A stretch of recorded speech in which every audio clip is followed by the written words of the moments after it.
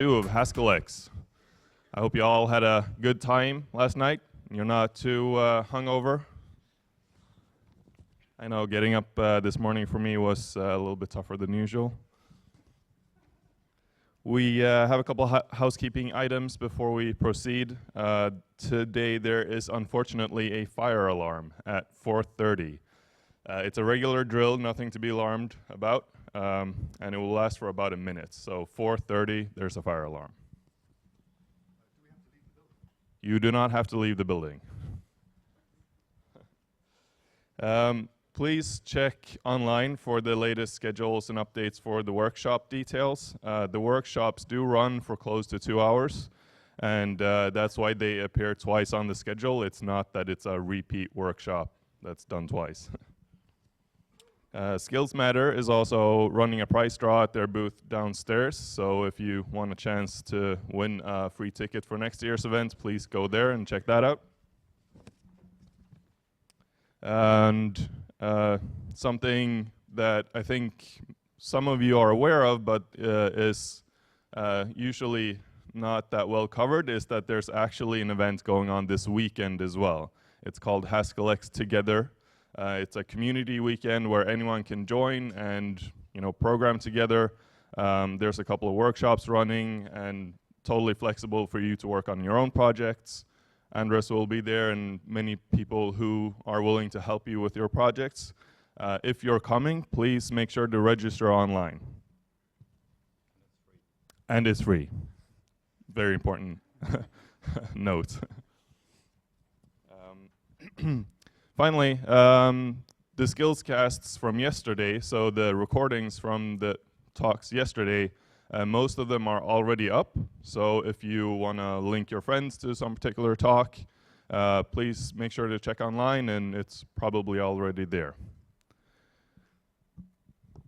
Okay, now it's my pleasure to introduce our keynote speaker this morning. So as is tradition by now, Simon has agreed to give a talk at the Haskell Exchange, and so I'm very happy that he's back, and he's going to talk about optimization today, so about compiling without continuations, and please give him a warm welcome.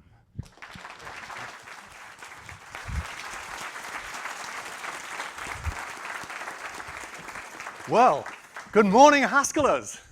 I'm looking forward to a day of total immersion in Haskell. This will be lovely. I've recently discovered in the last few years, I've realized that actually it's you guys that are the cutting edge these days, that when we put type functions and GADTs and all that stuff into GHC, I thought PhD students are going to love this, but developers, they're just going to use Haskell 98. But actually it turns out to be the other way around, because it's you lot who care about the longevity of your programs, right? The one you want more static guarantees. So you use all these scary cutting-edge type system-y things, which is actually a lot of fun. But today it's not type systems, it's optimization. So I'm going to show you lots of code. We're going to have fun, but it would be much more fun for me if you would interact, ask questions, make comments as we go. If you just sit there, the cream of Europe, completely passive, it will be very disappointing for me. So please don't do that. We will nevertheless finish on time, I promise. We started 10 minutes early.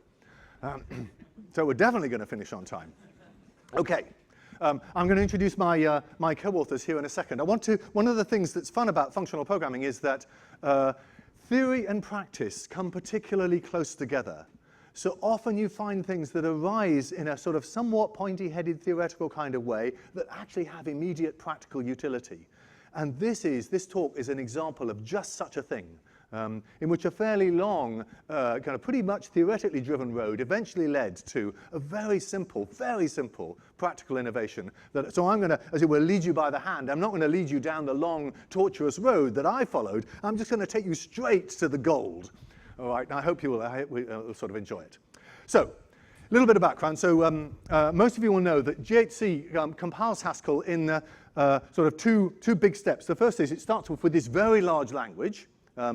And we parse this very large language into literally an abstract syntax tree that reflects every detail of the syntax, even to the position of the parentheses where you put parens. So it's a very detailed syntax tree. There are lots of data types here. dozens of data types, hundreds of constructors. Then we run the type checker to type check that source code so that error messages come out in terms of the source code you wrote. Then the desugarer converts everything to this very small intermediate language called core, and that's the language where optimization happens. So that's the language we're going to be talking about today. And core it really is quite small. Here's just an intuitive feel for the conversion between Haskell and core. Here's a couple of functions, not and null, written out in Haskell, and here's how they look in core. So here we got pattern matching on the left, and separate type signatures and so forth. Here we got we just have variable equals right-hand side. Here's lambdas, and the pattern matching turns into case expressions. Case expressions have simple flat patterns. They're not nested. So core is a very, very simple language compared to Haskell, even though you don't see that from this slide because I chose a particularly simple example here. So when I say core is a simple language, here is precisely what is core in GHC. So this isn't some kind of simplified version for you. This is the data type from GHC for the core language. What does it have? Variables, literals, applications. Here's lambda. Here's let. Here's a case expression. And then these three, type, coercion, and cast, are to do with type applications, coercion applications, and cast, which are what you need for GADTs. So, but to a first approximation, you can just concentrate on these first ones. That's all we'll look at in this talk, these 6 constructors. That's a pretty small language. I am hiding some things from you. Like these variables are a bit more interesting. They can be term variables or type variables. The bindings here, they can be non-recursive or recursive. And let's see. And of course, these types, they have an interesting structure all of their own as well. This has got an extra constructor recently as well.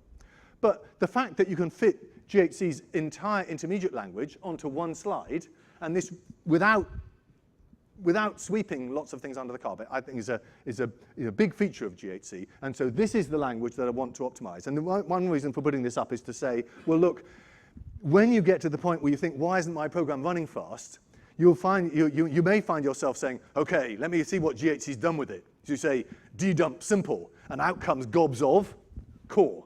So it's quite a good point of leverage if you want to know really how your program is being optimized or not. OK, so there's a certain utility in getting to know it. OK, so far so good? All right, so let's see. How are we going to compile this core language? Or what form should this core language be? This is just the lambda calculus with let, right? But years ago, now when was this book? Oh, 1990 or something, really a long time ago, Andrew Appel wrote this famous book called Compiling with Continuations. And it was a sort of follow-on to a series of papers which you might enjoy reading, came out of MIT. I read them when I was an undergraduate, called Lambda, the Ultimate Go-To, Lambda, the Ultimate Procedural, Lambda, the Ultimate this and that. There's even a website called Lambda, the Ultimate, in homage to that series of papers. They're still good.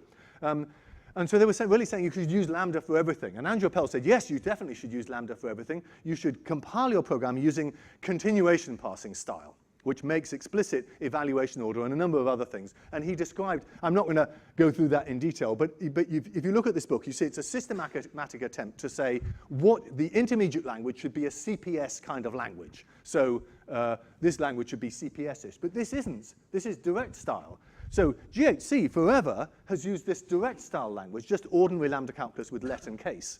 And for years, I felt sort of embarrassed. I thought, oh dear, Andrew Appel, very clever chap, right, says continuations can give you access to optimizations you direct style guys can't get.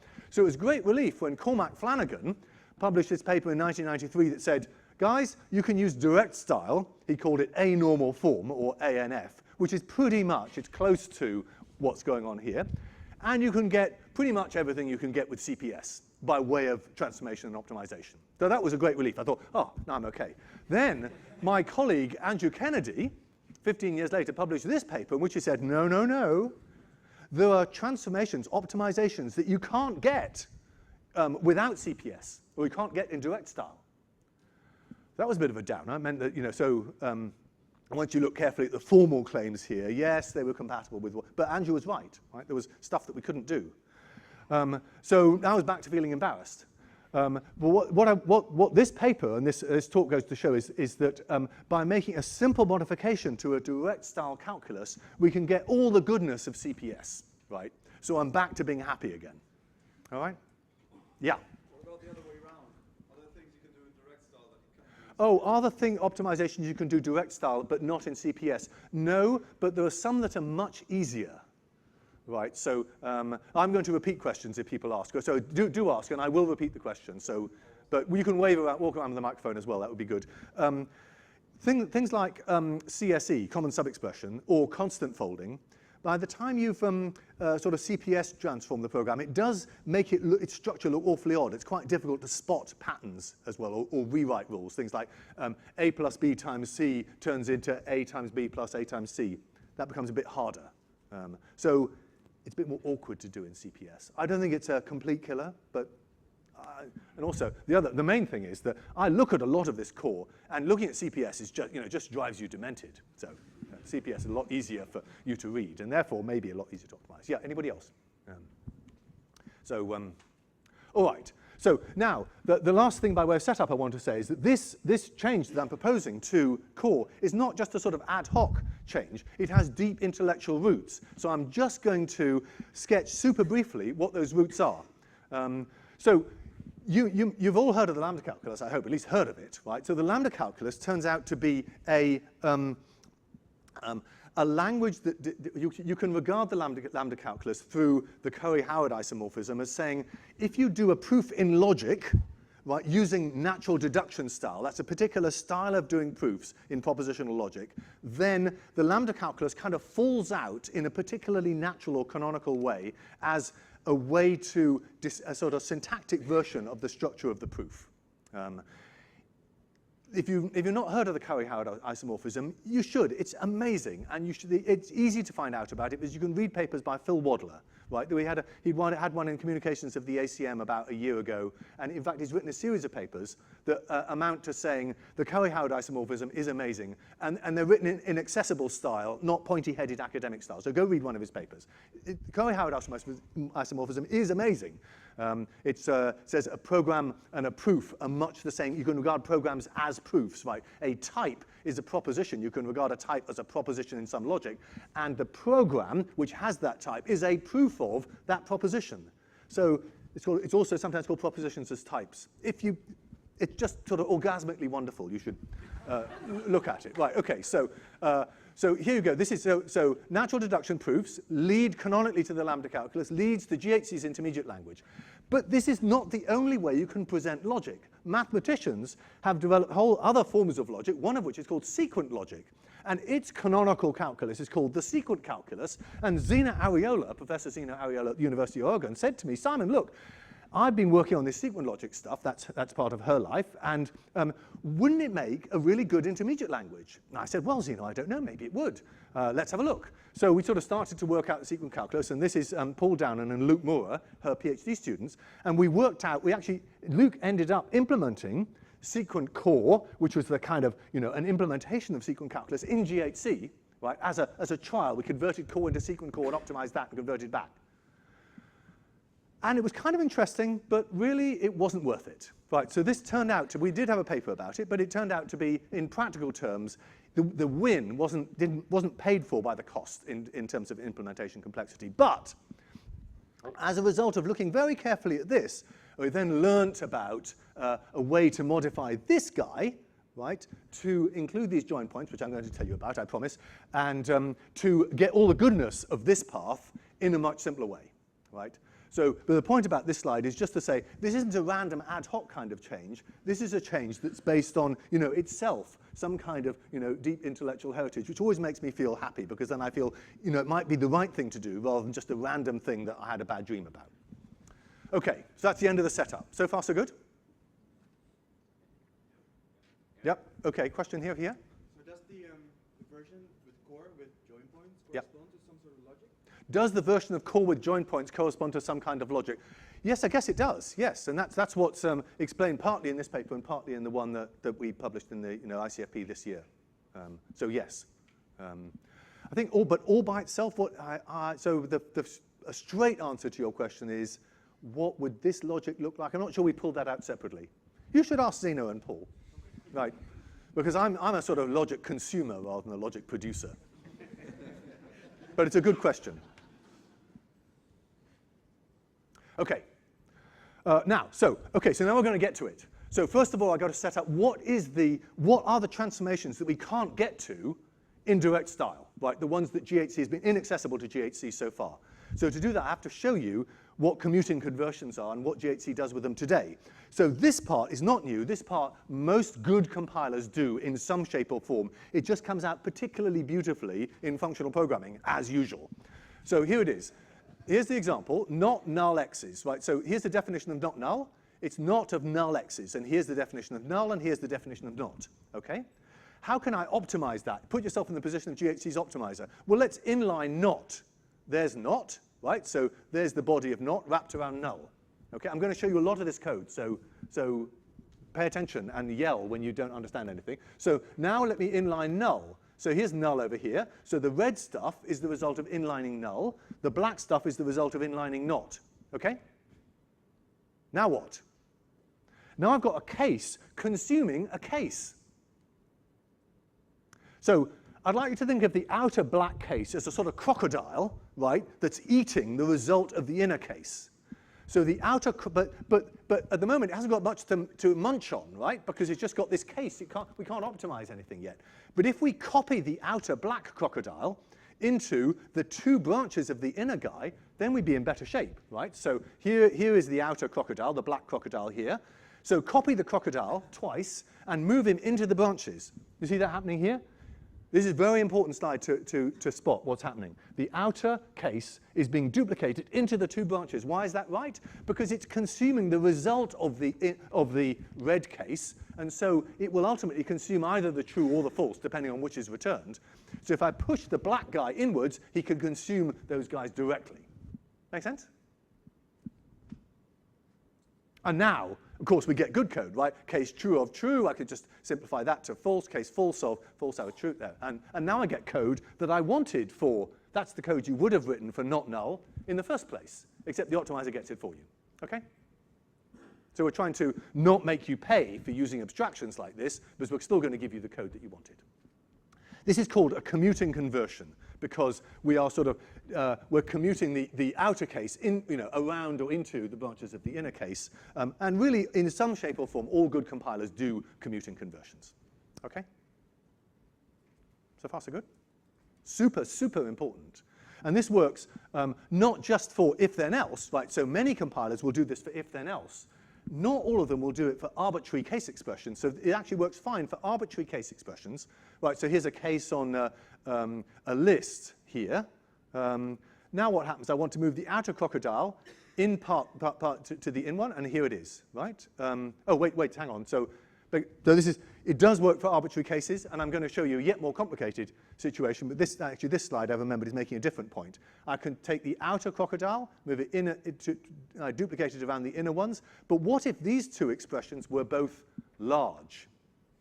Right? Now duplicating the black guy has duplicated big 1 and big 2, which of course is fine, right? It's just code, but it takes up bytes on your computer, and it might not be making your program go any faster. So what to do?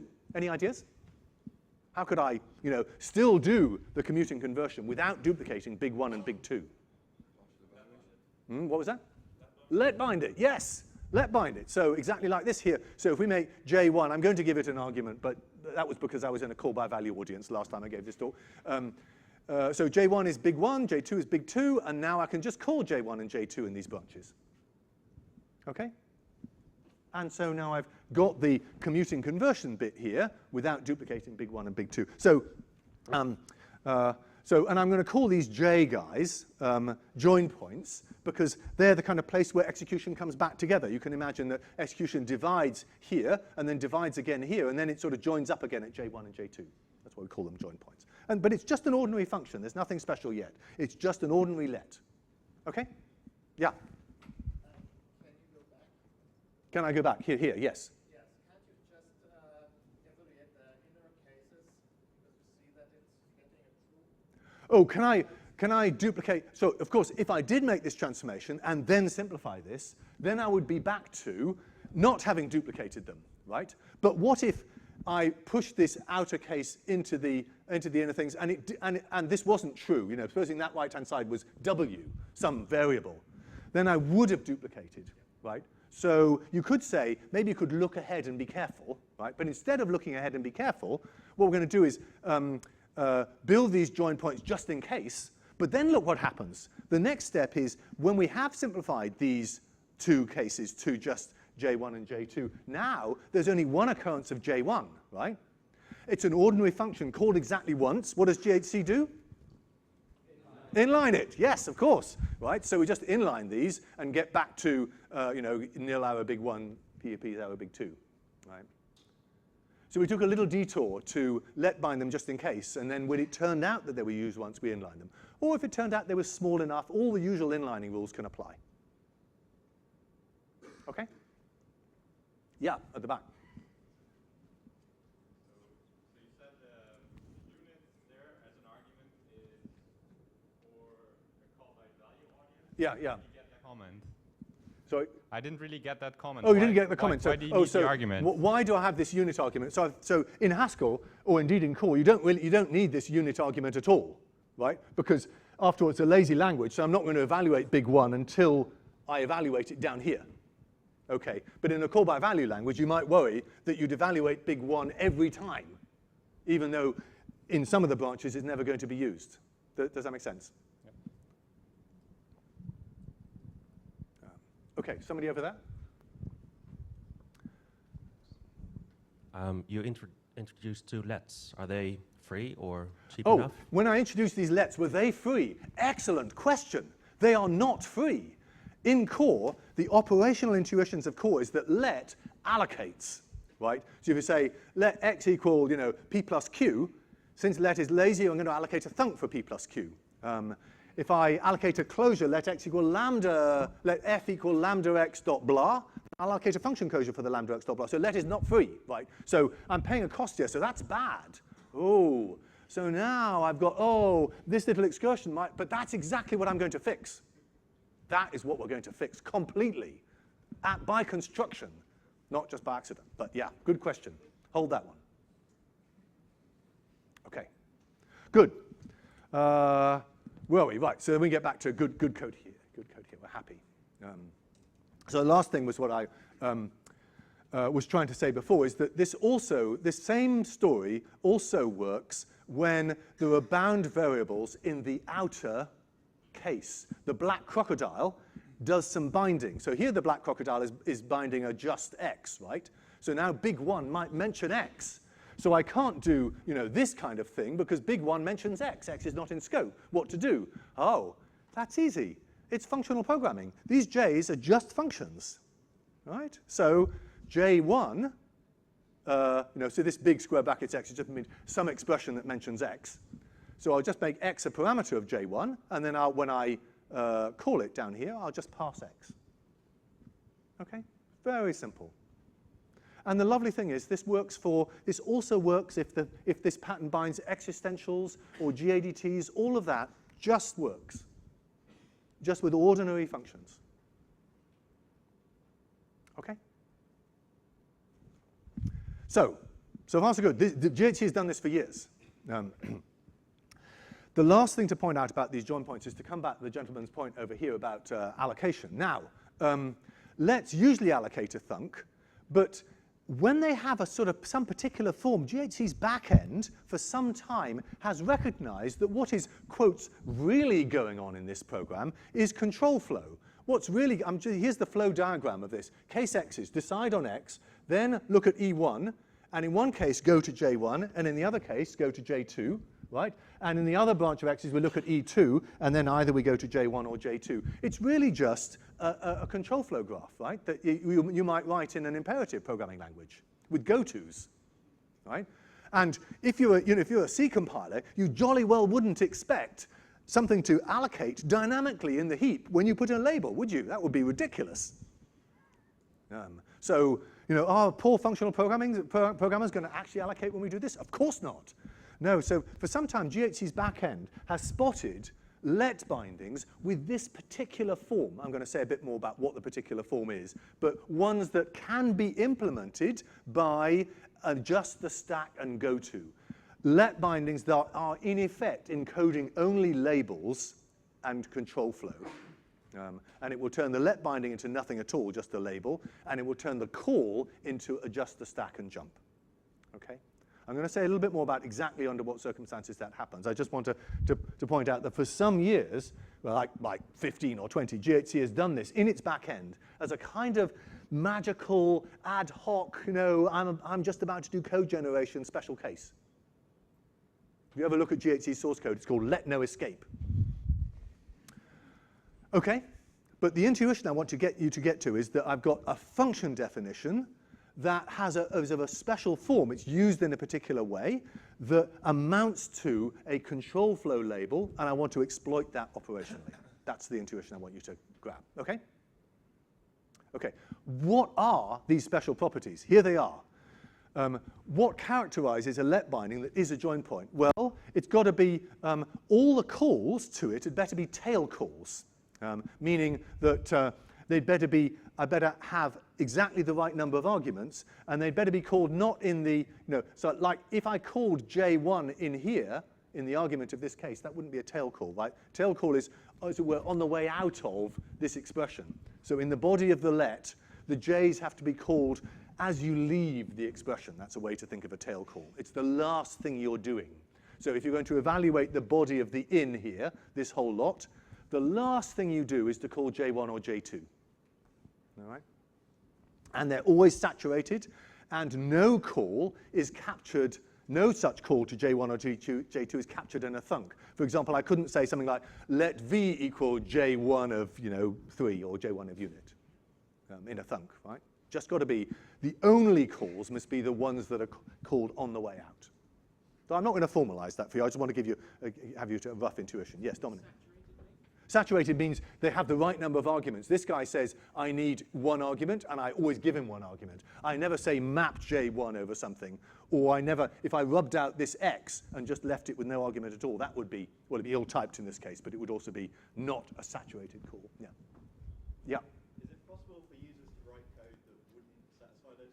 Oh, is it possible to write code that the users to write code that wouldn't saturate? Well, of course. Every time you write a let, in fact, most lets you write don't satisfy these conditions, right? So remember, these are just ordinary lets at the moment, and almost all of them don't. It's just that GHC's backend spotted the ones that happened to after all the optimization had happened, right? So even if they satisfied these conditions when you wrote the program, they might not by the time you finished. Who knows? So it was just a back-end optimization. That means if it satisfies these conditions, then you can use this code generation strategy. Is there a danger that other optimizations ruin those? Is there a danger that other optimizations ruin these properties? Yes, there is. And I'm going to show you that. And that was what was going wrong. And that's what we're going to fix. Yeah. Isn't this form akin to continuation passing style? Isn't it akin to continuation passing style? Yes, of course it is. You look at it through the right pair of spectacles. J1 and J2 simply are continuations. But it's a bit different to CPS, because with CPS, the key thing is that for every function in your original program, it takes an extra parameter that is the continuation passed explicitly, and none of that happens here.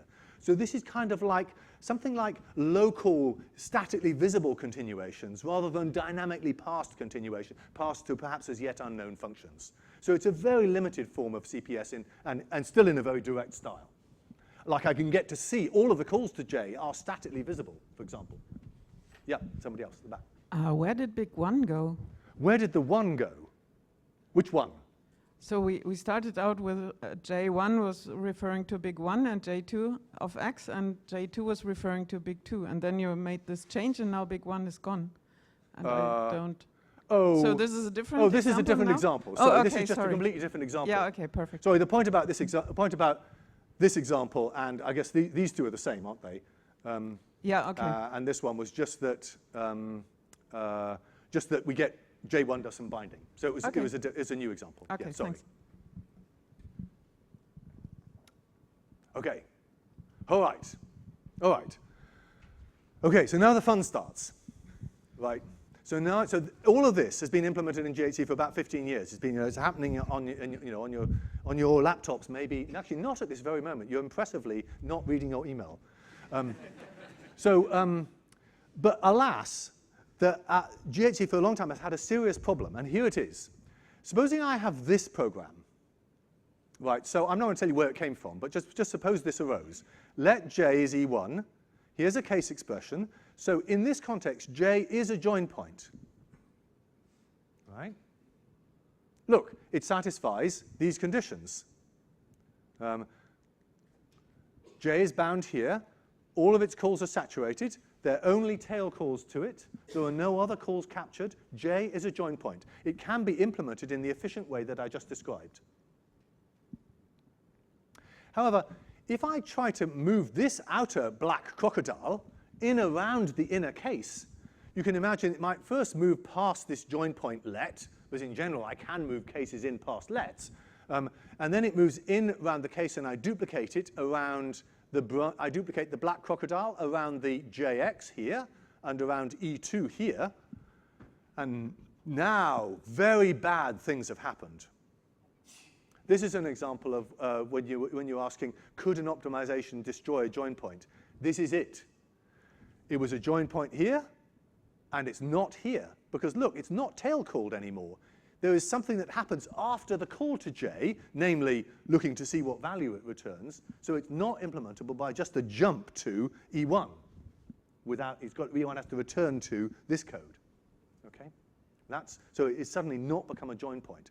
That's not the only bad thing. That's annoying enough because it meant that this fast implementation has turned into, I'm going to have to allocate E1 now as a thunk or as a function closure. That's not great compared to what I had before here when I didn't allocate E1. But even worse, the black crocodile here gets to scrutinize E2, but he doesn't get to scrutinize E1. Why would you like the black crocodile to scrutinize E1?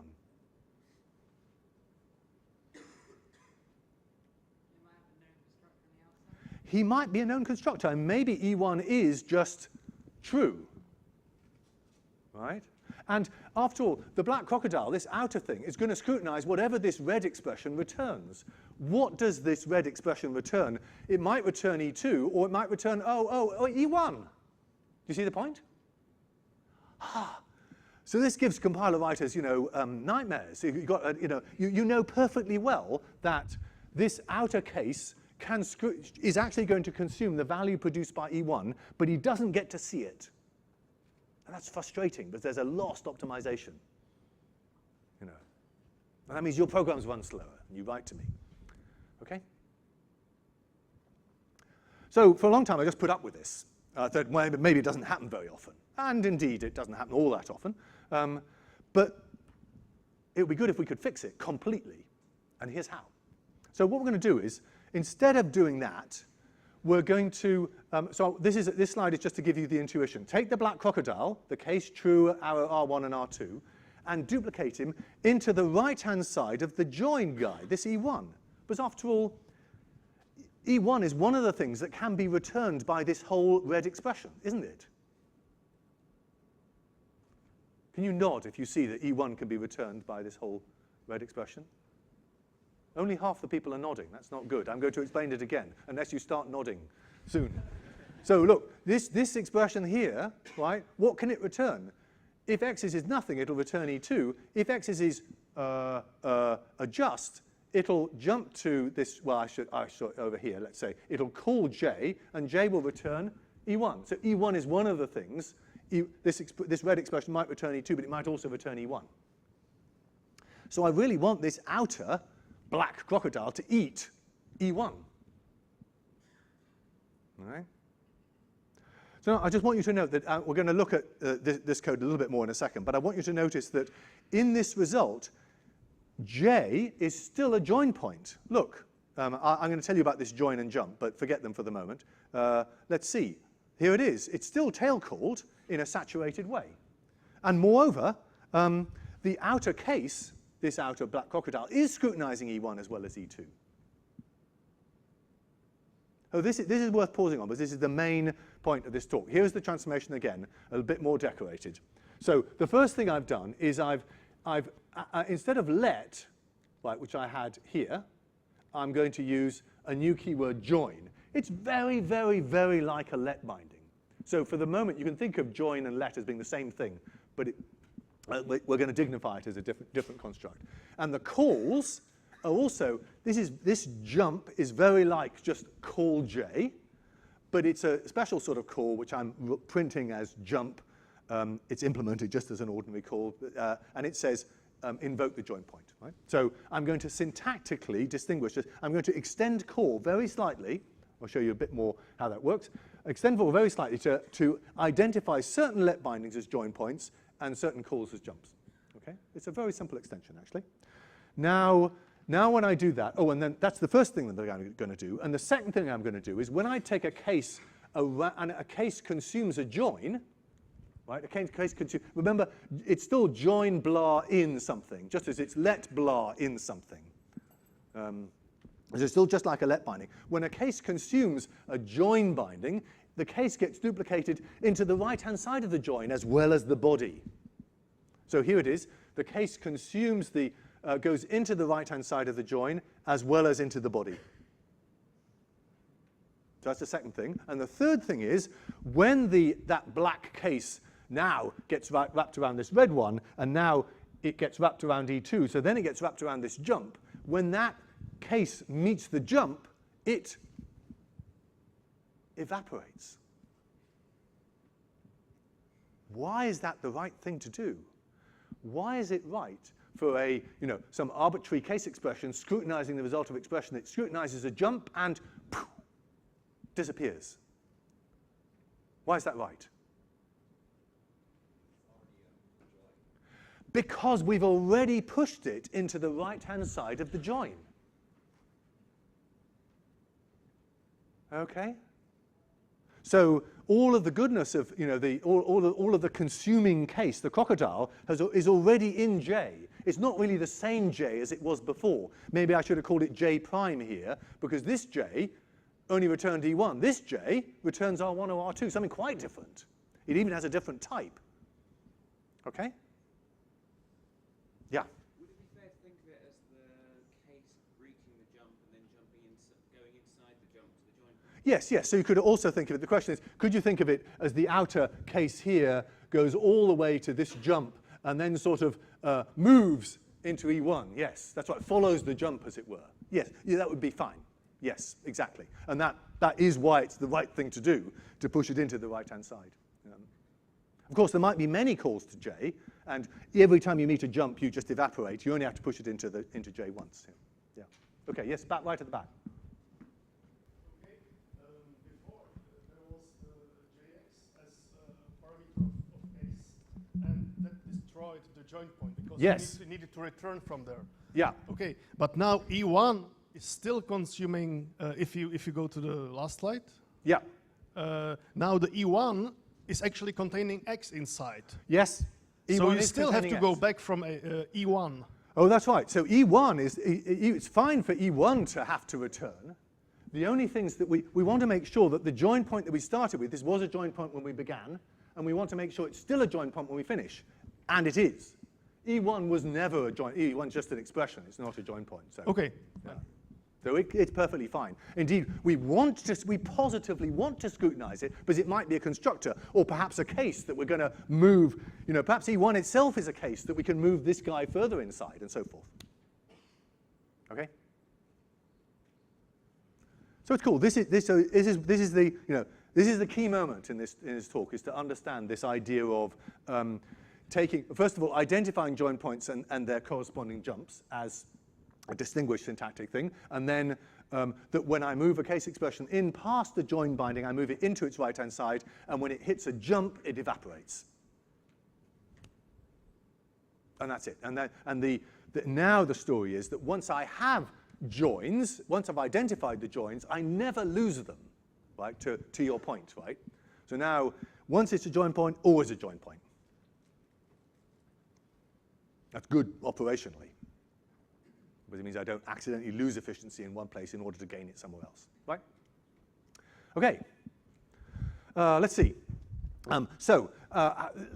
This is all, this looks like, well, a compiler hacker might dream this stuff up, but does it make any sense? So this is when we wheel on Zena and Paul and Luke, and we, we point out the sequent calculus and we write syntax and so forth. But this is taken from the paper. The actual modification is pretty simple. Along with let bindings, we have join bindings, and these can be let bindings can be non-recursive or recursive, and as we'll see, join bindings can be non-recursive or recursive. We'll come to that. And then we identify jumps as being a distinguished. So this is in the, as it were, the theory. The practice is even simpler, actually.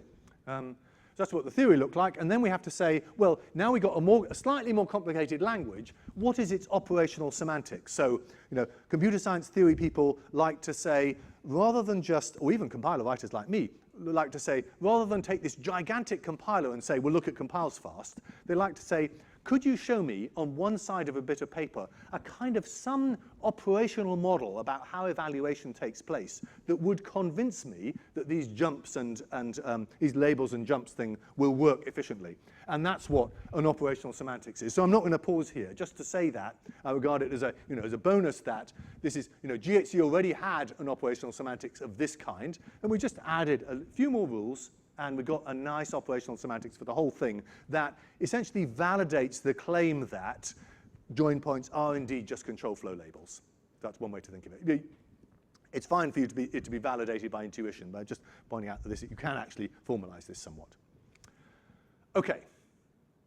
So here's the plan then. We're not going to add join points to the source language. Instead, we're going to identify join points as a syntactic form in the intermediate language. Then we're going to exploit those join points once we got them using the commuting conversion stuff that I just showed you. And then the third thing is we are going to infer which let bindings are in fact join points. So it turns out the analysis to say, given a let binding, does it happen to be a join point, is extremely simple.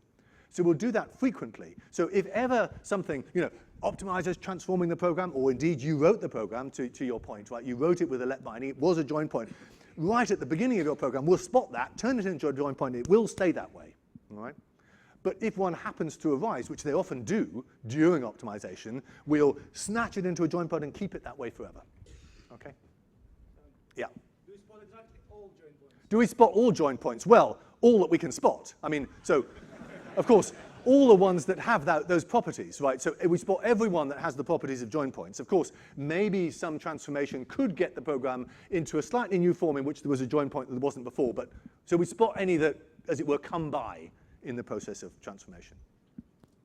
For those who know the insides of GHC, every time the simplifier runs, we run the occurrence analyzer, which sees how often variables. So the occurrence analyzer runs very frequently, and it turned out to be a very simple modification to the occurrence analyzer to spot join points. Yeah. If it is cheap and easy to infer a join point, yeah. Is it necessary to add it to the core language? Oh, if it's cheap and easy to infer it, is it necessary to add it? So actually, the form in which it's added in the implementation is more or less one bit on the binding that says, actually, this is a join point. So we do want to know, right, because we don't want to accidentally destroy it. So when you're doing a commuting conversion, at that moment, you need to know, is this a join point, right? And by that time, you're not doing the inference part. So we infer, tag, and then exploit. Okay? Yeah. Would it not make sense to also expose it at the source level? Sorry. Would it make sense to also expose it at the source level? Would it make sense to expose it in the source language? I don't think so, because if you just write a let that is a join point, we'll get it for you. I suppose you could, but it would be nice to say, this is a join point, I really want it to be a join point. Maybe so, yeah. Okay, so yeah, make a GHC proposal. I'll be open to that, be perfectly reasonable. Yeah, yeah. Yes.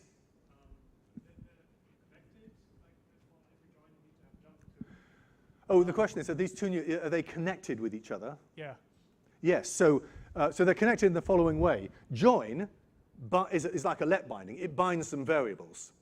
Yeah, right. Jump can only mention J's here. That's always a variable, not an expression. You can only mention variables that are bound by a join. Okay. So they're connected in that way. So there could be 0 jumps, in which case this is just dead code, just like a let. Right. There could be many jumps. And also there's restrictions on where you can put the jumps to make sure they are in tail position. And there's a whole type system that figures out what's acceptable. Yes, that actually was my question. Like, does the type system ensure that you have jumps in the right position? Yes, yes. So there is a static type system, again in the paper, that describes exactly the conditions under which a program is valid. But if you had a jump that was buried in a thunk, that would be no good, right? So, and the type system will reject it, and core lint, which you run whenever you say -d core lint, that checks for that. Oh, Okay, good, yeah.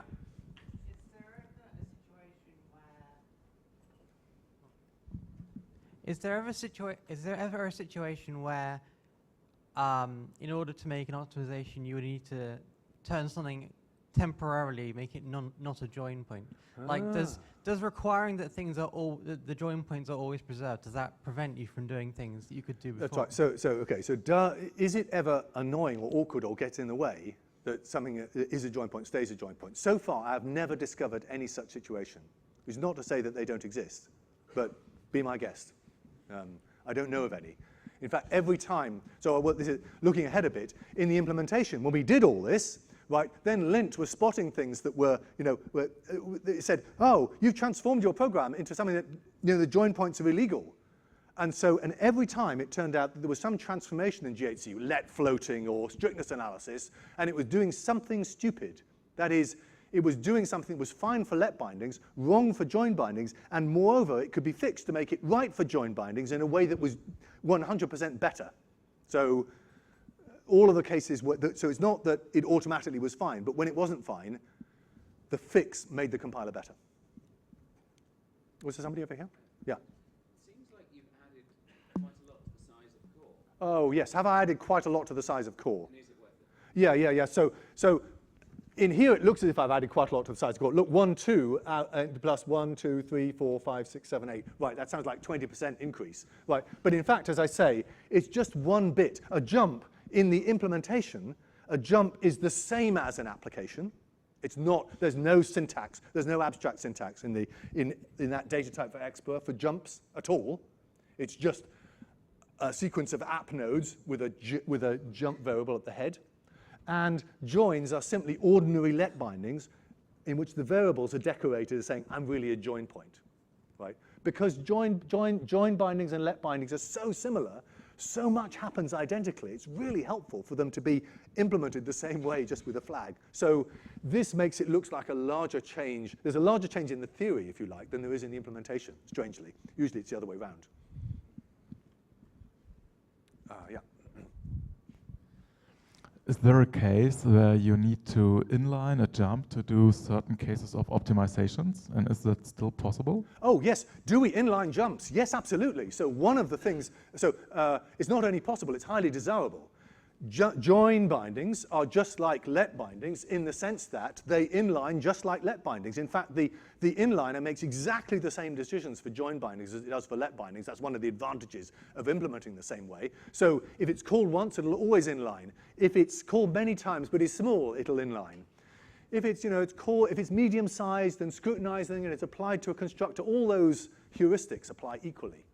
So it's very nice that they're pretty much let bindings. Yeah. So if core is turned into STG before, then why do we need operational semantics for core? Oh, if core is turned into STG, why do we need operational semantics for core? So here's why, because the optimizer is optimizing on core, right? And I want to know that the optimizations are making things better. So it's very helpful for the core language to have an operational semantics, essentially a cost model that gives you some idea of whether you're making things better or worse. But they may not. Well, I suppose there has to be some assumption that you have to have some knowledge of what STG will do to core. Yeah, so the operational semantics for core has to be faithful to what the implementation will in the end do. Yes. Yes. Okay. Yeah. Thanks. And it is. Yeah. Okay. So I have more exciting things to tell you. Where are we? Yes. So I think I'm going to skip quickly here. This is just to point out again that the ideas that I described about moving that case expression into the two branches, that generalizes completely, not just to case expressions, but to arbitrary so-called evaluation contexts, E. So this E thing, that's the black crocodile, right? But it's more general than just a case expression. So in fact, this whole thing scales up to more general evaluation contexts, and you can, which I'm not really going to go into. So the evaluation context, the black crocodile here, moves into the right-hand, if it's scrutinizing a join, it moves into the right-hand side of a join here, and it moves into the body. That's the rule that duplicates. So this one line describes the let's push the outer crocodile into the right-hand side of the joint. It's very nice, compactly described. Yeah, I think I've already described this, yes. And the evaporate at jump, here's the black crocodile that hits a jump, it just evaporates. And that's what happened in the example that I showed you. Remember, the black crocodile, when it scrutinizes this J, it just evaporates, and we get, of course, a slightly different J. But I've said that already. Yes, Neil? What if R1 or R2 are big? What if R1 or R2 are big? Oh, because then I'm going to duplicate R1 and R2. Yeah. Just do the same as you did before. Let bind them as join points before you begin. So I should have said that before. Yes, all of these examples have R1s and R2s. Just imagine let binding them, and then they're just ordinary. Oh, and by the way, when you let bind them, you know by construction that they are join points. So you don't bind them as let bindings that get inferred as join points. When you let bind R1 and R2 to avoid duplicating them, they're already join points. You build that as a join point by construction. So it can never be lost. And that's good because it means that I think it was a gentleman at the back here, you said, when I do the let binding of the join points to avoid the duplication, you said, oh, you're building a let binding which might allocate. But if I build them as join points, I know they're never going to allocate.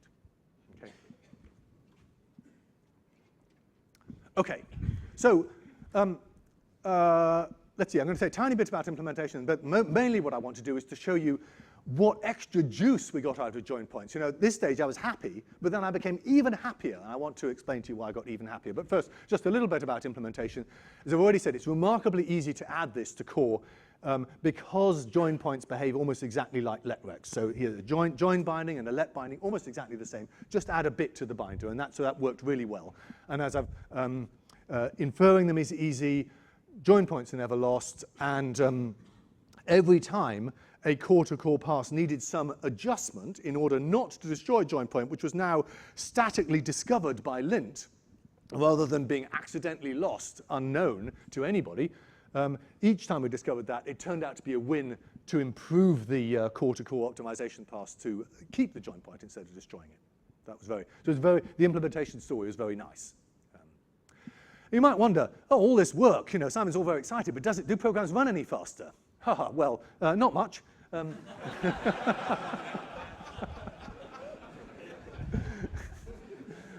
So partly that's because, you know, optimization is like it's like a hail of bullets, right? Different programs require different optimizations, so you need a machine gun with a lot of bullets in, and then hopefully, you know, however the program dodges and weaves, you know, one of the bullets will get it. So GHG already has a lot of bullets, right? So there aren't many that are escaping and that might be caught by this new bullet. So if you tried this on a compiler that was less good, I think you'd get better results. But it did make some ad hoc hacks become simpler and more reliable. I was very pleased about that. This business about not losing join points, I was very uncomfortable about that for a long time. And there was sort of less fragility. Occasionally, it made some programs with inner loops that allocated cease to allocate altogether, and that made things a lot faster. So, you know, some programs got much, much faster. This is you know, some kind of how much programs allocate for this is, I think, from the real set, from a decent set of programs. And geometric mean, 0.4% faster, not so great, right? You know, but it was, but the bit I want to focus on for the rest of the talk is not so much that this is an amazing new optimization, but it gives you, it may affect how you write your programs. Again, to return to your question about whether you want to expose this in the source language, because you can write programs now in a way and be confident that they'll optimize that simply wouldn't have optimized at all before. You would have to write very differently, and I want to show you that. So it may affect programming style. So this may, in the end, I don't know whether this is going to be a killer for performance, I mean, a fantastic improvement for performance, but sometimes it's a huge win, and it's just too good to miss anyway. Okay? Yeah. What happened with transform? Oh, what happened with transform? Oh, I think the paper says, I forget.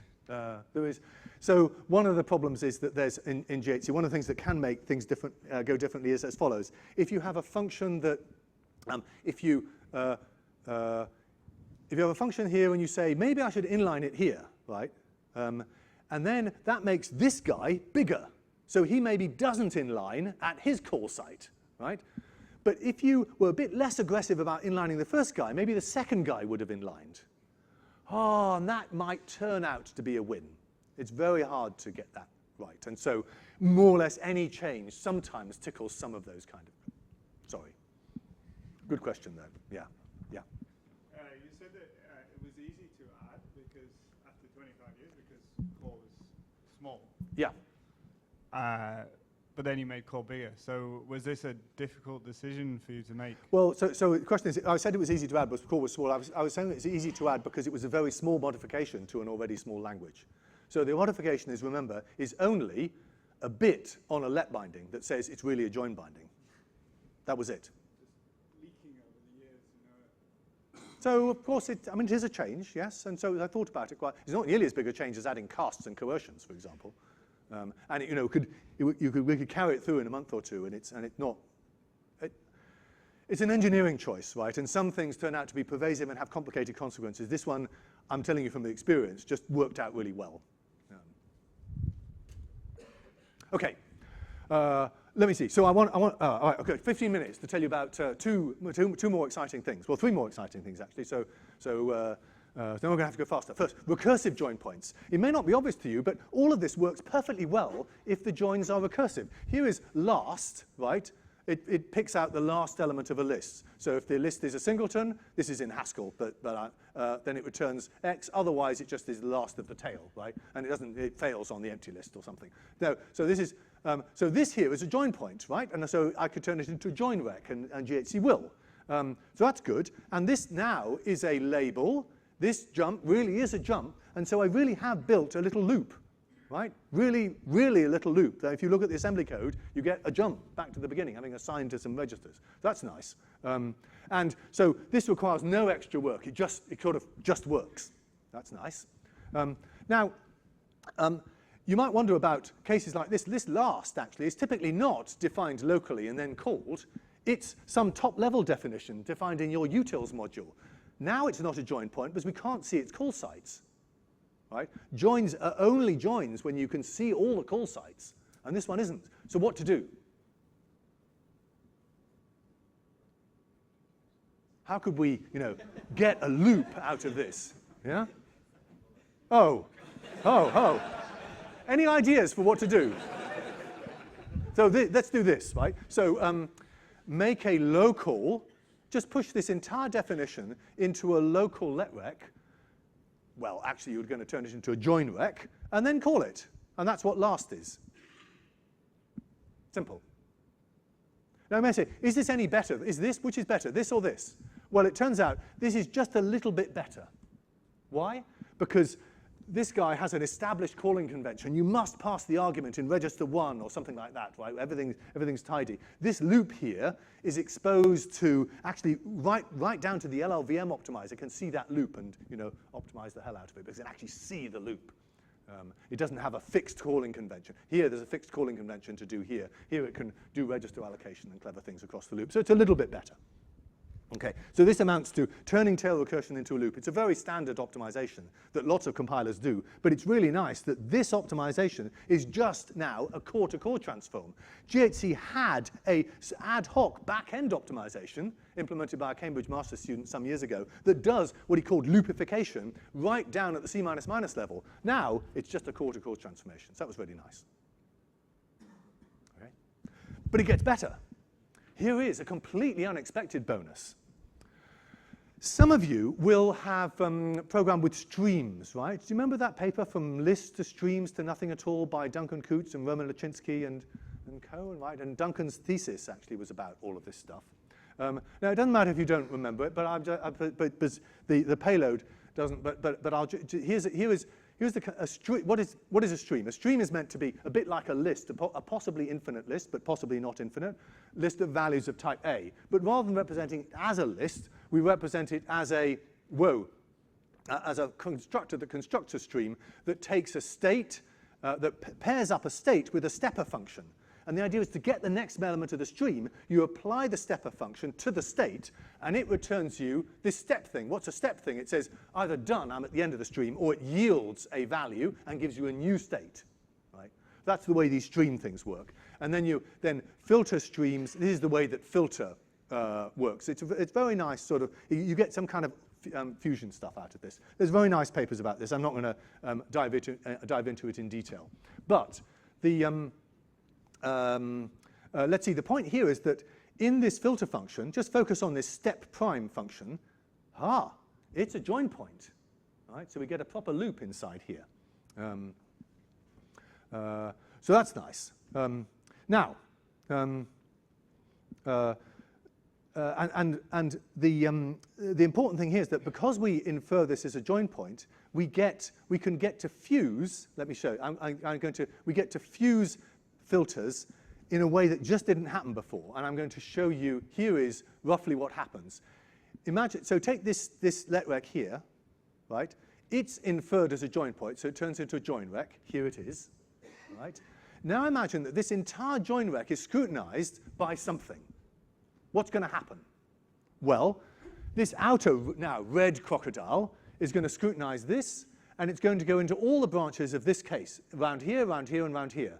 So here it will go. So this outer case blah will be case done of blah, case yield of blah, case jump of blah. Oh, the latter one, the case evaporates, and we just get this. Okay.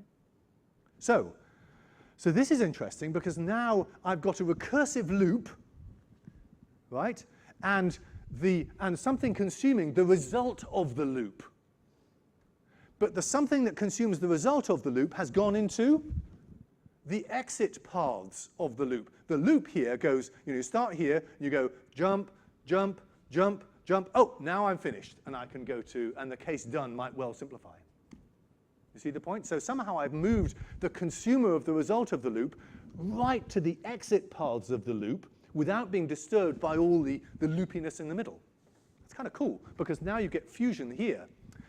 Now, it turns out that this paper, From List to Streams to Nothing at All, because this transformation didn't exist, they added a new constructor called skip here to this step thing to say, I can't give you a new value yet, so hit me again, baby. And the whole paper was about this. It was kind of cool. You did get fusion, but skip was a pain. It was a real pain. So it made other things harder. So it turns out that automatically, and quite to our surprise, we got fusion for skipless streams. That was really nice. So we'd throw that paper away and just go back to the old simpler streams, because it automatically works over loops. OK. That was really nice. 10 minutes ago, yep. So we've got two other pieces of juice that were only sort of gotten out in the last month or two, actually since publishing the paper. I want to just tell you about. So a little bit of background about inlining. Inlining is GHC's single most important optimization, in the sense, optimization decision, in the sense that once you know what to inline, lots of other optimizations cascade off from it that are pretty simple. Inlining, you think, should I, shouldn't I? It's code duplication or not? Right? So knowing when to inline is hard. That's a big pain point. So here's some decisions that we've already discussed, right? Where if you've got join, so remember this is very like a let. If you call this join point and its right-hand side is small, then maybe we just duplicate, right? Just inline because it's small. That's often a good thing to do. Here, if the right-hand side is big, but it's only called once, we'll still inline, right? So that's all standard for let bindings.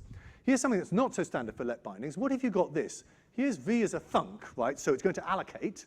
I've got this join here, which may or may not be called, right? So I'm going to allocate this in all paths. So down here, I've got some kind of case expression that may or may not call J. I'm going to allocate V in every code path, regardless of whether J is called or not, and then here I use it. Now, can I inline V? That is, can I move this binding right here and just replace that with F22? What do you think? Would that be a good thing to do? Suppose this was a let, actually. Start off. Supposing that was let J, just some random function. Would that be a good thing to do? Inlining V?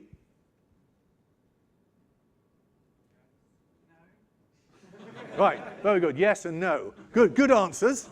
But vote for yes. It's just a let now. Do we want to inline V, but to save allocating it? Oh, quite a lot. Right. Who thinks let's not inline V? OK, yes. Yeah, pretty 50-50.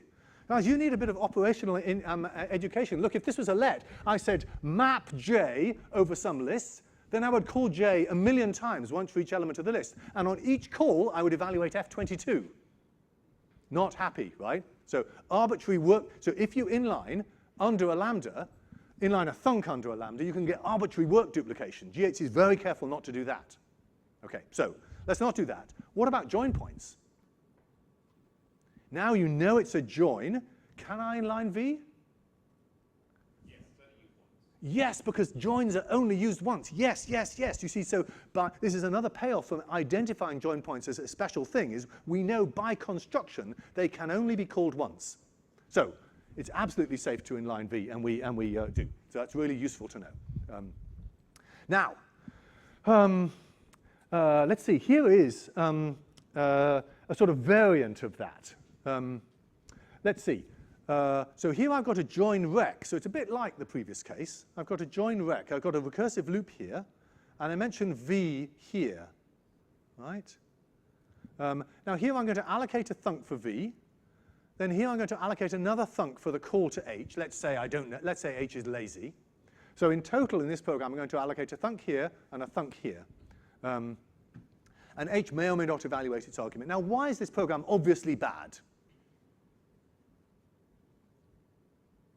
Why is that? You know, as an optimizer, or indeed as a customer, you know, as somebody using GHC, you don't want to execute this code because? It's a loop, and every step of the loop allocates the V+8. Oh, wait, no, hang on. Every time around the loop, I won't allocate this. I'll only allocate the V+8 on the call to 10, right? But I will allocate this guy. I'll allocate a thunk here, and I'll allocate two thunks, right? Suppose I inline V. Right, so I replace this by, this, g of x plus 8. Now what? Now how many thunks do I allocate? Well, only one for this call. Right?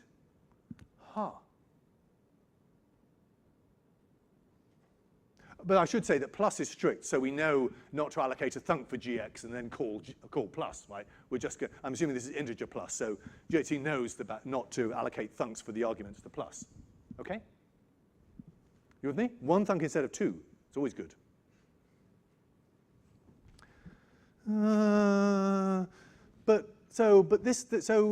This is going to be better, right? But what does that mean? It means I've inlined V under a into a join point. Oh, but that should be fine because we decided that was cool, right? We could always do that. Yeah. Wasn't V the join point? No, V is not the join point. V was never the join point. V is just an ordinary old thunk, right? It's not called in a tail position. This go is the join point. Yeah. But didn't we just decide that we can, I should have said join rec here. Didn't we decide we could always inline in a join point? And indeed, it would be good to do that here. But what can go wrong? What could go wrong if I just say, inline that V into the right-hand side of all join points, recursive, non-recursive, the whole lot? Something could go badly wrong. Namely, here is an example which goes badly wrong. Suppose this was I plus V instead of I plus 1. If I inlined it here, oh, well, maybe it doesn't appear here, but I don't want to duplicate it, then every time around the loop, I'd evaluate gx. That would not be good. So I only want to inline into the exit paths of the loop.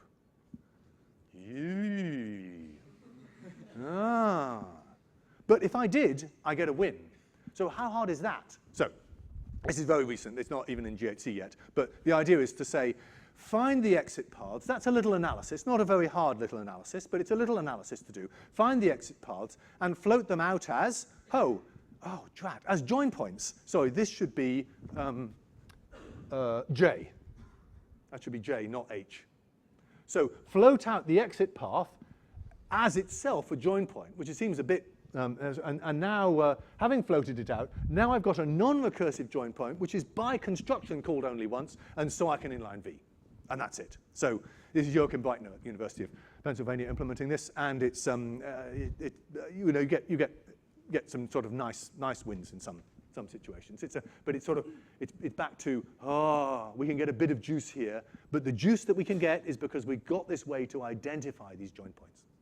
That's it. Okay, so I'm done. This is my sort of wrap-up slide. I think that this is Very simple, just one bit on let bindings. You get all this juice out of it. It's not a huge win always, but it gives you structural benefits that make the whole compiler optimization pipeline more robust, and may, as I say, like this fusion example, give you be able to change your programming style. Like we don't need streams with skip in them anymore. We can do without the skip because we'll know they'll optimize, and they just didn't before. So I think partly my reason for giving this talk is to say maybe you will find other occasions in which your programming style may shift as a result of being confident about join point fusion happening. Any other questions or observations? Yeah. So from the benchmarks, we can see that one program. Here's a microphone coming. Pass it along. Yeah. One program in particular in the benchmark seemed to have sort of had a big win from this optimization. What type of program would this be? Oh, what programs get a big win? Well, remember these join points don't allocate, right? So sometimes you can, we found occasions in which you get, you make programs that simply in their inner loop have 0 allocation instead of an allocation. And that's a massive win. And remember, and sometimes it might be, remember when we moved the commuting conversion, as well as not creating a, not losing a join point, it also managed to move the crocodile into the right-hand side of a join point where it might meet a constructor. Right, so you fuse away that constructor. That can remove allocation from an inner loop. So it's easy to construct examples that go infinitely faster with this. Right, so if you make an example that you try, you can make it go as fast as you like in performance improvement. Yeah? Do you see some intermediate phenomenon where you can do thunk allocation at the stack instead of on the heap? Oh, do we see intermediate positions in which we could do thunk allocation on the stack rather than on the heap? That's right. So your point is, never mind join points, there may be some let allocated thunks that are guaranteed to be dead by the time you return. Exactly. Yes. So there's a potential optimization there. It's not to do with the amount of memory traffic, but it would still be memory traffic to the stack. And it would rely on being able to update in place a thunk that was, in an interior pointer into the stack. So it would require quite a lot of changes. So no, I've not explored that. Avoiding GC, for example. That's right. So maybe you get you could reduce GC load. In a lazy language, that's a bit less easy to do because you've got to predict that the thunk will have been evaluated and finished with completely before you return. And it's harder to be confident of that in a lazy language that evaluates less than in a call by value one. So I think the benefits will be less as well. But yeah, it's have a go. Have a go, somebody. Yeah. Oh. Does this have an impact in terms of how long it takes for GHC to compile? Oh, does it have a compile time impact? No, I think not. I think we've been unable to measure any increase in compile time for this. It's yeah. Thank you. Somebody over here? Yeah. The localized join you introduced in the last example, where it's contained inside a module in the utils module. Yes, this thing. Yeah, here. Yeah. Yeah. The join rec. Is it something complicated, like inlining, to introduce such a binding, or is it relatively automatic to introduce? Oh, you mean going from here to here? Yeah.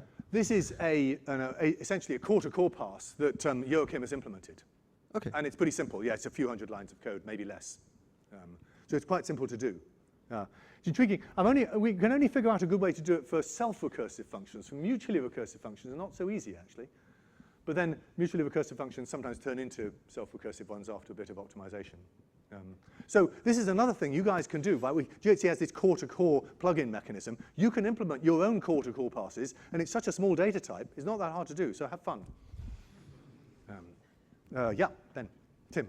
Sorry, what I was struggling to understand was that I always thought of STG as being the intermediate representation that understood or represented the hardware more closely. So could you comment on how you decide where an optimization is done, whether it's done in Okay, so Tim's asking about the relationship between core and STG. So STG is the thing that's closest to, it's the last thing before we actually generate imperative C++ code, right? And your point was you thought that's where all the operational intuitions were. Yes. But the truth is actually that core has almost all those operational intuitions.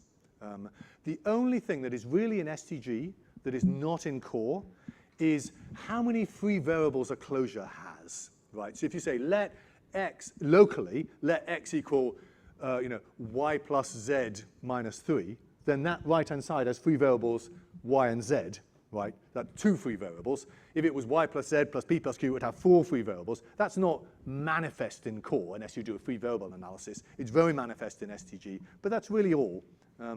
So almost all of the operational intuitions, even down to where do you allocate, is apparent in core, and that's by design. So I think of STG, I pretty much de-emphasize STG these days. Okay. It could almost work from core. It's a useful. We do no optimization on STG, for example. Okay. Practically none. There's a bit of representation fiddling for unboxed tuples, but that's all. Sorry, all that's about all the time we have for questions at this point, but feel free to catch Simon at any of the breaks. Yeah, I'm here all day, and even for a drink afterwards if you like. So it'd be great. Let's have a chat.